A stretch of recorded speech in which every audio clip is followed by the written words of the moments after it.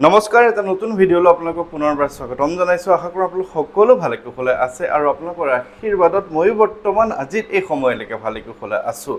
আজি মই আপোনালোকৰ কাৰণে এটা খুবেই দৰকাৰী ভিডিঅ' লৈ আহিছোঁ। এটা খুব ফলপ্ৰসূ নিয়ম আপোনালোকক ক'ম, যিটো নিয়ম কৰি যোৱা বছৰ বহুজন মানুহে ইতিমধ্যে সফলতা অৰ্জন কৰিলে। চাকৰিৰ ক্ষেত্ৰতে হওক বা বিবাহৰ ক্ষেত্ৰত, সন্তানৰ ক্ষেত্ৰত, আৰ্থিক ক্ষেত্ৰত, বিভিন্ন ক্ষেত্ৰত তেওঁলোকে যি মনৰ আশা কৰি সেই কথাখিনি কৰিছিলে, সেই নিয়ম পালন কৰিছিলে, তেওঁলোকৰ মনৰ ইচ্ছা প্ৰভু ভগৱন্তই পূৰ্ণ কৰিলে সেই নিয়মটো কৰাৰ পিছত।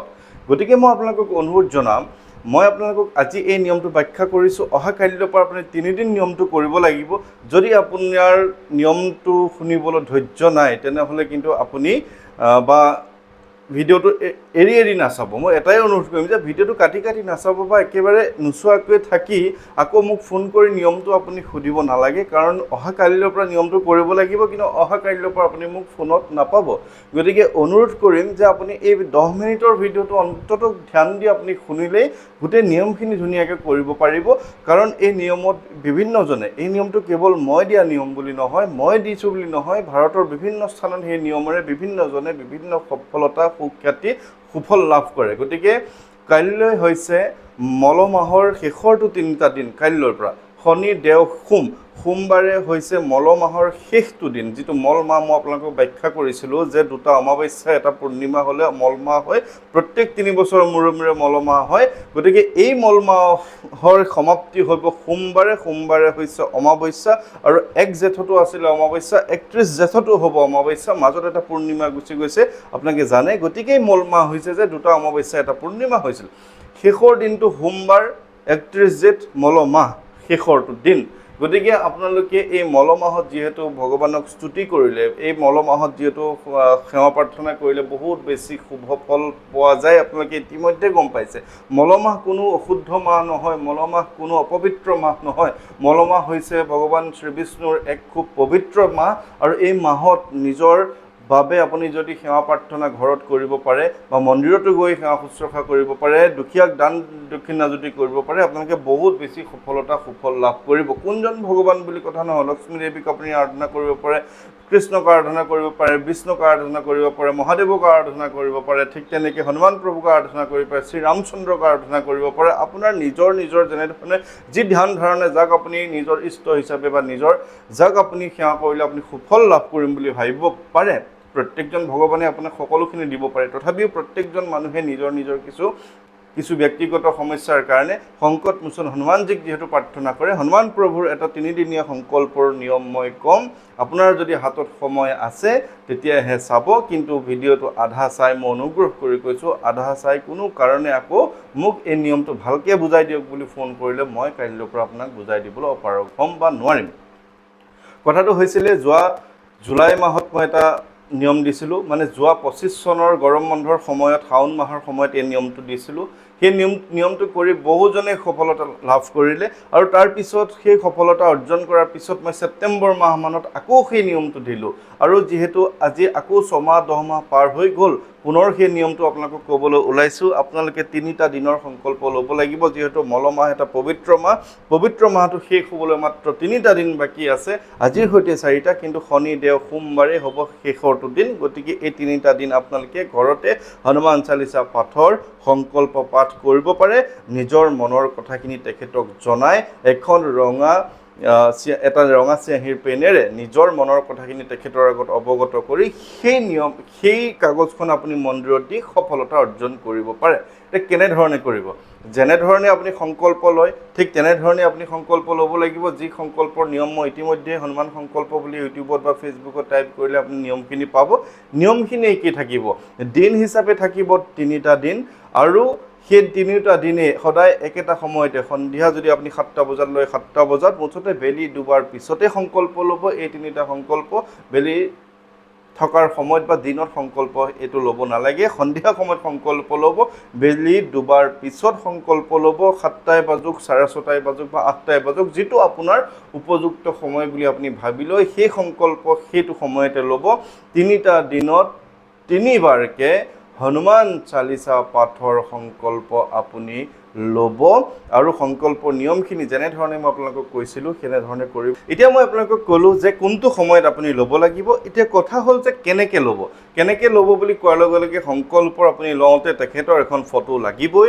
সেইখন ফটো আপুনি পাহাৰডঙা ফটোৱেই হওক বা তেওঁক কৃপা কৰা ফটোৱেই হওক বা পঞ্চমুখী হনুমানৰ ফটোৱেই হওক, কাৰ কেনেকৈ কি সমস্যা, কিহৰ বাবে সমস্যাৰ সমাধানৰ আপুনি সংকল্প ল'ব, তাৰ বাবে প্ৰত্যেকটো ভংগীমাত থকা হনুমান প্ৰভুৰ ফটো পোৱা যায়। সেই বিষয়েও মই ইতিমধ্যে আগতে ব্যাখ্যা কৰি গৈছোঁ। সেইটো আপুনি ভিডিঅ' চাই ল'ব পাৰিব যে তন্ত্ৰ মন্ত্ৰ শত্ৰু নাশৰ কাৰণে পঞ্চমুখী হনুমান, ঘৰখনৰ মংগলৰ কাৰণে কেৱল কৃপা কৰা ফটো, আৰ্থিক সমস্যা, ঘৰখনত স্বাস্থ্যজনিত সমস্যা, চাকৰি প্ৰাপ্তি, সন্তান প্ৰাপ্তি বা তেনেধৰণৰ কাৰণে পাহাৰ ডঙা ফটো, ভাই ককাই কাজিয়া বা তেনেধৰণৰ মতানৈক্য থাকিলে ৰামচন্দ্ৰই হনুমান প্ৰভুক সাৱটি ধৰা ফটোখন, পাৰিবাৰিক কণ্ডল গৃহকণ্ডলৰ বাবে ৰাম লক্ষ্মণ সীতা হনুমান সকলো থকা একেলগে ফটোখন আপুনি লৈ সংকল্প স্থাপনাখন আপুনি পাতিব পাৰে। এখন পীৰা ল'ব, ঘৰত যদি আপোনাৰ আগতেই তেওঁক স্থাপন কৰা আছে সেইখনতে হ'ব। প্ৰথম দিনা বা প্ৰত্যেক তিনিওটা দিনে আপুনি কেইটামান ৰঙা ফুল দিব, হালধীয়া ফুল দিব, এঘটি পানী ল'ব, যি পানী আপুনি পিছত খাব পাৰিব বা আপুনি ঘৰত ছটিয়াব পাৰিব, তেনেধৰণে পানীখিনি ল'ব।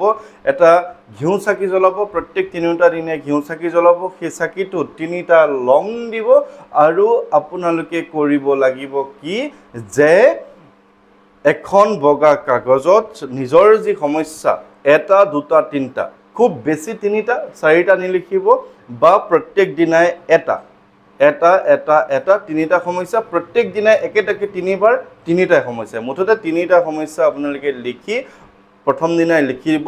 তেখেতৰ চৰণ য'ত থাকিব, মানে আসনখনত আপুনি তেওঁক পাৰি ল'ব, সেই আসনত যোনখিনি ঠাইতে তেখেতৰ চৰণ থাকিব, তেখেতৰ পদ্মযুগল থাকিব বা তেখেতৰ ভৰিখন থাকিব, তাতে আপুনি সেই কাগজখন ৰাখিব। 3টা দিন একে ঠাইতে একে সময়তে থাকিব। দৰকাৰ হ'লে যদি পাতল হয় তাতে আপুনি কিবা এটা দি পেলাই, পেনে হওক বা কিবা এটা দি পেলাই ওজন কৰি ৰাখিব। মুঠতে সেইকেইটা সময় আপুনি তেনেধৰণে থাকিব লাগিব। সেই কাগজখনত এটা প্ৰথম দিনাই এটা অৰিহণা সোমোৱাই ৰাখিব। 11 টকাই হওক 21 টকাই হওক, আপোনাৰ সাধ্য অনুসাৰে আপুনি এটা ধুনীয়াকৈ অৰিহণা দিব। সেই অৰিহণাটো কাগজখনৰ মাজত সেই 3টা দিনেই থাকিব। আপুনি সংকল্প যেনেধৰণে লয় যে প্ৰথমতে প্ৰভু ৰামচন্দ্ৰৰ নাম লৈ হনুমান চালিচাখন 3বাৰ কণ্টিনিউ পাঠ কৰিব লাগিব আৰু 3বাৰ পাঠ কৰাৰ পিছত আপুনি পুনৰ জয় শ্ৰী ৰাম কৈ ৰাম নাম লৈ আপুনি সামৰিব। প্ৰথম দিনা সামৰিব, দ্বিতীয় দিনা সামৰিব, তৃতীয় দিনাও সামৰিব। কাম কৰিব লাগিব, মন্দিৰ যাব লাগিব। চতুৰ্থ দিনা অৰ্থাৎ জেঠ মাহ শেষ হ'ল, মল মাহ শেষ হ'ল, প্ৰথম দিনা তাৰপিছৰ প্ৰথমটো আহাৰ মাহৰ প্ৰথম দিনটো হ'ব মঙলবাৰ, অৰ্থাৎ 16 জুন মঙলবাৰে আপোনালোকে সেই কাগজখন লৈ সেই একেটা সময়তে পাৰিলে সন্ধিয়া সময়তে গৈ মন্দিৰত গৈ একেধৰণে এগছ ঘিউ চাকি জ্বলাব। তাত 3টা লং ঘৰৰ পৰা লৈ গৈ তাতে জ্বলাব আৰু পুৰোহিতজনৰ পৰা আশীৰ্বাদ ল'ব। সেই কাগজখন পুনৰ পুৰোহিতজনক দিব, তেওঁ হনুমানজীৰ চৰণত দিব আৰু সেই কাগজখন লৈ আহি আপোনাৰ দান পাত্ৰত আপুনি ভৰাই দিব আৰু আপুনি গুচি আহিব। আৰু বহুতেই কয় যে দান পাত্ৰ নাথাকে, দান পাত্ৰ যদি নাথাকে সেই কাগজখন আপুনি তেখেতৰ চৰণতে থাকিবলৈ দিব, আপুনি লৈ আহিব নালাগে।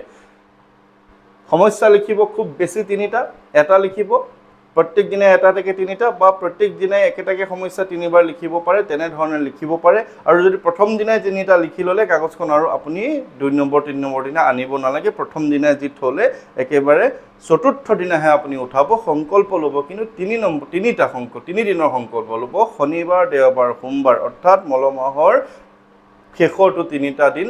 শেষৰ দিনা অমাৱস্যা আছে, সন্ধিয়া সময়ত আপুনি সংকল্প লওক, আপোনাৰ সকলো মনোকামনা সিদ্ধি হ'ব পাৰে।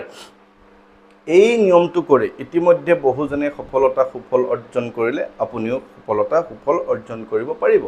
আপোনালোকৰ সমস্যাখিনি এনেধৰণে লিখিব যে হে প্ৰভু, মই এটা ঘৰ এটা বান্ধিব বিচাৰিছোঁ, মোৰ বিভিন্ন বাধা আহি আছে, আপুনি যাতে মোৰ এই ঘৰটো বন্ধাত মোক সহায় কৰি দিয়ে। বা ঠিক তেনেকৈ মই এটা কৰ্মস্থান প্ৰাপ্তিৰ বাবে আশা কৰি আছোঁ, আপুনি যাতে মোৰ যোগ্যতা অনুসৰি এটা কৰ্মস্থান প্ৰাপ্তিৰ ক্ষেত্ৰত আপুনি মোক সহায় কৰে। ঠিক তেনেকৈ মোৰ স্বাস্থ্যজনিত কোনো অসুবিধা হৈ আছে, আপুনি যাতে মোৰ স্বাস্থ্য ঠিক বা সহায় কৰে, বা মই অমুকৰ বাবে সংকল্প লৈছোঁ, মোৰ অমুকৰ এটা স্বাস্থ্যৰ সমস্যা হৈছে, তেওঁক আপুনি সুস্থ কৰি দিয়ক। মই সন্তান প্ৰাপ্তিৰ বাবে আশা কৰিছোঁ, মোৰ বহুত বিফলতা হৈছে বা বহুত মানসিক অশান্তি হৈছে, বিভিন্ন কথাটো তেনেধৰণে আপুনি দিয়ক বুলি আপুনি লিখিব পাৰিব। তিনিটাতকৈ বেছি সমস্যা নিলিখিব আপোনাৰ তেনেধৰণে সফলতা অৰ্জন কৰিব লংটো খলিতাত পাৰিলে মেৰিয়াই ল'ব আৰু যদি নোৱাৰে তেনেহ'লে আপুনি লংটো আপুনি চাকি গছত ঘিউ চাকি গছত দি দিলেও হ'ব ঘৰতো তিনিটাকে লং তিনিওদিনা দিব ঠিক তেনেকৈ মন্দিৰতো একেই প্ৰচেছত কৰিব কেৱল হনুমান চালিচা যদি মন্দিৰত পাঠ কৰিব পৰা সুবিধা থাকে তেনেহ'লে পাঠ কৰিব নহ'লে আপুনি সেৱা প্ৰাৰ্থনা কৰি পুৰোহিতজনৰ পৰা আশীৰ্বাদ এটা লৈ সেই কাগজখন আপুনি দানপত্ৰ দি আপুনি গুচি আহিব পাৰিব কথাখিনি মই লৰালিকে কৈছোঁ যাতে আপুনি বুজি পায় ধুনীয়াকৈ স্পষ্টকৈ ক'বলৈ চেষ্টা কৰিছোঁ যদিও স্পীডত কৈছোঁ কাৰণ বহুতৰ ধৈৰ্য নাথাকে আপোনাৰ ধৈৰ্য নথকাৰ কাৰণে মই এনেধৰণৰ কথাখিনি আজিকালি ক'ব লগা হয় লৰালিকে ক'ব লগা হয় গতিকে কামখিনি কৰক সফলতা সুফল আপুনি অৰ্জন কৰিব আপোনাৰ ভাল হ'লেহে মোৰ মনটো ভাল লাগে কাৰণ এনেবোৰ নিয়ম কৰি যেতিয়া বহুতে সফলতা অৰ্জন কৰে মোক ফোন কৰি জনাই মেছেজ কৰি জনাই মই বহুত বেছি আনন্দ পাওঁ কিন্তু ভিডিঅ'টো সম্পূৰ্ণ আকৌ কৈছোঁ যদি বুজি নাই পোৱা পুনৰ পৰা ভিডিঅ'টো চাওক কিন্তু একেখিনি নিয়মকে বুজাই দিবলৈ অন্তত কাইলৈ বা পৰহিলৈ মই নোৱাৰিম মই থাকিম তিতাবৰ আৰু শিৱসাগৰ তেনেধৰণৰ নিমন্ত্ৰণ আছে গতিকে আশা কৰিছোঁ আপোনালোকে কথাখিনি বুজি ল'ব বুজি পাইছে আৰু সংকল্পৰ সম্পূৰ্ণ নিয়ম আপুনি ইউটিউবত চালেই আপুনি বুজি পাব তেনেধৰণে সংকল্প ল'ব কথাখিনি তেনেধৰণে কৰিব প্ৰত্যেক দিনাই প্ৰসাদ দিব পাৰে প্ৰত্যেক বা প্ৰথম দিনা শেষৰ দিনা দিব যিহেতু তিনিটা দিনেই কৈছোঁ তিনিওটা দিন আপুনি প্ৰসাদ দিব তিনিওটা দিনে ঘিউ চাকি জ্বলাব লং তিনিটা দিব তিনিওটা দিনেই আপুনি ফুল দিব তিনিওটা দিনেই আপুনি তেখেতক নিজৰ মনৰ কথাখিনি কৈ আপুনি একেখিনি কথাকে লিখি আপুনি সংকল্প পাঠ কৰিব শুভেচ্ছা জনাইছোঁ আপোনালোকৰ ভাল হ'ব আৰু প্ৰত্যেকজন লোকৰ কুশল মংগল কামনা কৰি আজিৰ এই ভিডিঅ'টো ইমানতে সামৰণি কৰিছোঁ ভালে থাকিব জয় শ্ৰীৰাম